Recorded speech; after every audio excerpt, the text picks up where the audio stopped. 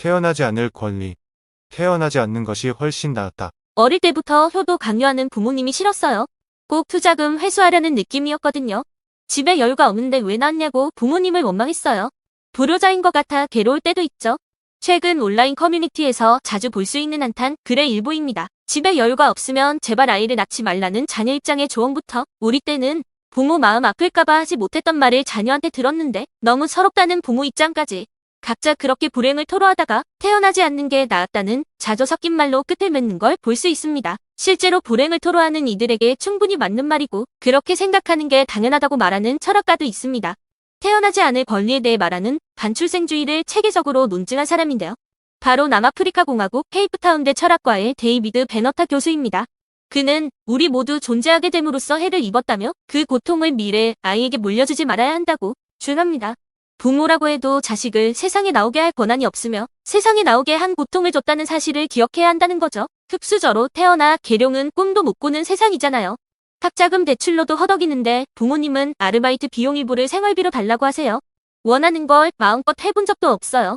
부모님은 왜 나와 언니를 생각 없이 낳았을까요? 대학교 2학년이 된 영모 씨의 한탄입니다. 행복한 대학 생활을 즐겨야 하는 나이에 어려운 집안 형편 때문에 학자금 대출과 생활비로 허덕이고 있다는데요. 이런 양씨를 더 힘들게 하는 건 효도가 당연하다는 부모님의 생각입니다. 그는 부모님에게 힘들다고 토로하면 고마운 줄 알아라. 최선을 다했다는 말만 반복한다며 공부 열심히 해서 효도하라는 말을 들을 때마다 숨이 턱턱 막히는 기분이라고 토로합니다. 몸 위 좋은 방 한쪽 구하기도 힘든 세상의 부모님의 미래를 책임져야 한다고 생각하니 어깨가 무겁게 느껴진다는 겁니다. 효도라는 게 지금은 너무 일방적이고 권위주의적으로 느껴진다며 좋은 부모였다면 알아서 잘해드리고 싶은 마음이 생겼을 것이라고 해요. 태어나지 않는 것이 낫다. 아이를 낳는 사람들은 오히려 가장 염려하는 존재인 자녀들에게 고통을 야기한다.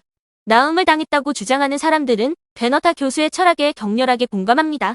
그래서 자신과 같은 피해자가 또 생겨나지 않기를 바라죠. 실제로 한국 사회는 점점 차가워지는 것 같습니다. 수저론이 등장한 뒤 자본으로 계급을 나누는 현상이 어린이 또래 집단에서도 나타나고 있습니다. 초등학교 교사인 이모 씨는 요즘 교실에선 집이 몇 평이냐는 질문이 유행하고 있다며 아이들이 나에게까지 어디 사냐? 몇 평에 사냐는 질문을 한다고 말합니다. 베너타 교수는 아이를 낳지 않고 싶다는 사람들의 입장에 적극적으로 찬성합니다. 그는 태어난 이후 좋은 일을 겪는 게 나쁘다는 말은 절대 아니다라며 다만 존재하지 않았다면 겪을 필요가 없는 고통이 크다는 얘기라고 설명합니다. 따라서 세상에 존재하게 해줬다는 사실만으로 부모에게 감사함을 느끼라는 건 적절하지 않다.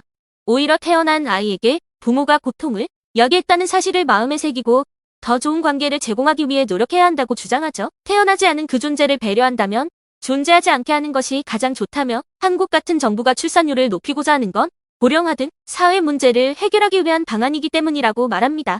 고통을 느껴야 하는 개인을 위한 배려가 결여되어 있다는 겁니다. 태어나지 않는 것이 나았다는 생각, 단순히 비관주의자들의 입장일까요?